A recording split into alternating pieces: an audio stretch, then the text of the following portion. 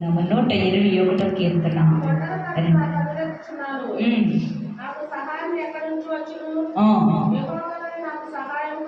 చాలు.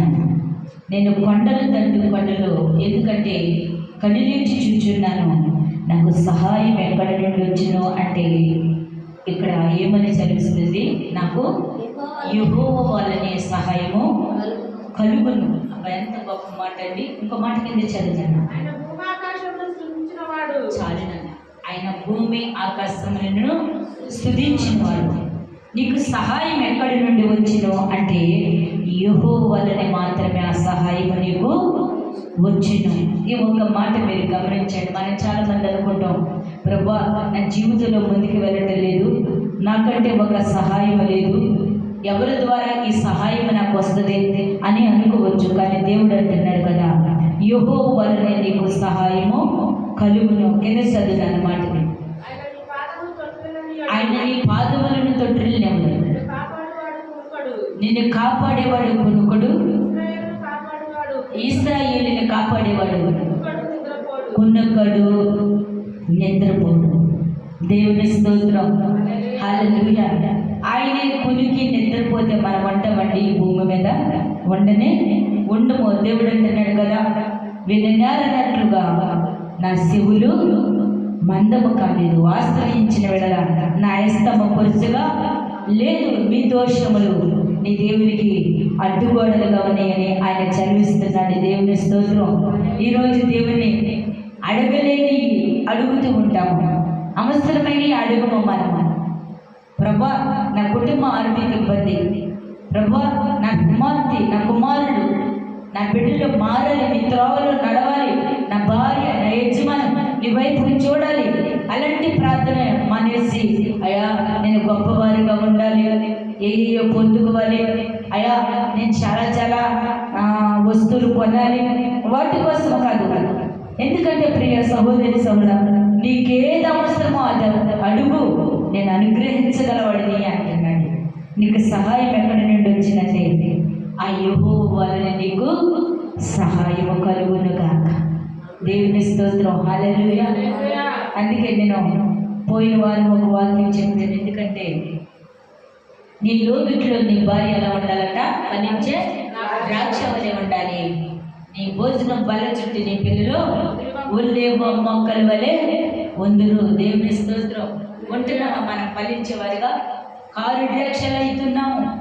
కుటుంబంలో నెమ్మది లేని వారు, సమాధానము లేని వారు, దేవుని ప్రేమను రుచి చూడని వారు, చూడండి దేవుని ప్రేమను రుచి చూసిన వారు, దేవుని ప్రేమని గుర్తెరిగిన వారు ఎలా ఉంటారంటే కుటుంబంలో మౌనమయ్యుందురుగా. ఆమేన్. నువ్వు దేవునిలో పట్టబడిన వ్యక్తి అయితే, దేవుని వాక్యాన్ని రుచి చూసే బిడ్డవైతే, నువ్వు దేవుని వాక్యాన్ని ఆస్వాదించే బిడ్డవైతే, నువ్వు దేవునిలో సరెండర్ అయిపోదురుగా. హల్లెలూయా.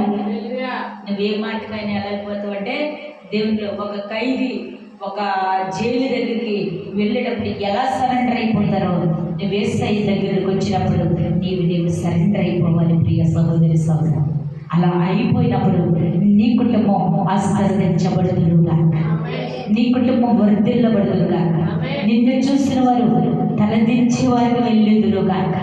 హల్లెలూయా. నేను ఉన్నతమైన శిఖరం మీద నా దేవుడు వచ్చబడుదురుగా. పరిశుద్ధాత్మ దేవుడి జనం చదివిస్తున్నాడు. ఆయన ప్రేమ తెలియక, ఆయన ప్రేమ గుర్తెరగక ఈరోజు చాలా మంది కూడా నశించిపోతున్నారండి. దేవుడి ప్రేమని ఒక్కసారి ఆస్వాదించండి. ఆయన కృపలో మీరు వర్ధిల్లబడుదురుగా. మన చిన్న మాటకి పెద్ద మాటకి కొంతమంది ఏమంటారో తెలుసండి. మా చిన్నతనంలో మా ఊరిలో కాముండేది, మాటికి ముందు మాటికి వెనకాల మా అత్తోరలాగా, మా అమ్మగారు ఇలాగా, మా అమ్మగారు ఇల్లు ఇలాగా, మా పుట్టిల్లో ఎంతెంత 7 బండ్ల మీద ఏకంగా వస్తుంది. అది కదండి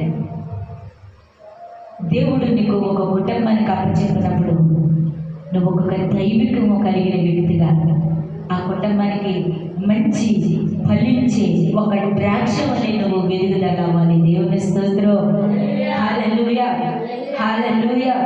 ఎందుకంటే బాధ్యతలన్నీ నీ దగ్గరకు వచ్చేస్తూ ఉంటే, ప్రియ సహోదరి సహోదర, కింద చదువు మాటని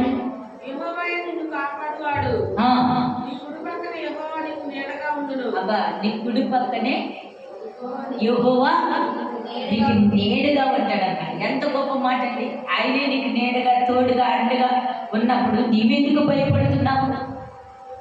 నా పక్కన నాన్న వాళ్ళు ఉన్నారు, నాకంటే భయం లేదు. అలా వద్దు. నీ అండ చూసుకుని కాదు, నువ్వు దేవుని అండ చూసుకుని దేవునిలో నువ్వు ముందుకు సాగబడుదురుగా.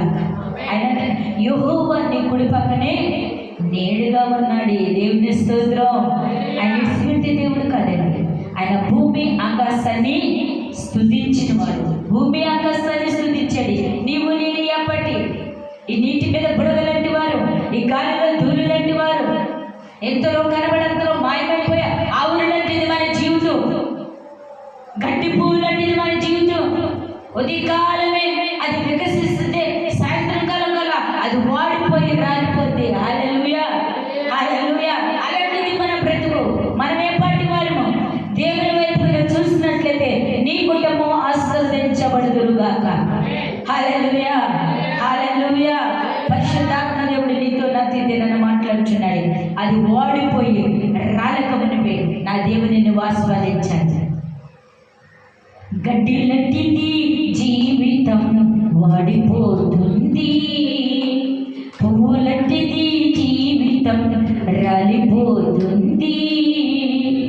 ఏ దినమందైనా, ఏ క్షణమైనా, ఏ దినమందైనా, ఏ క్షణమైనా వాడిపోతుంది నేస్తమా, రాలిపోతుంది నేస్తమా.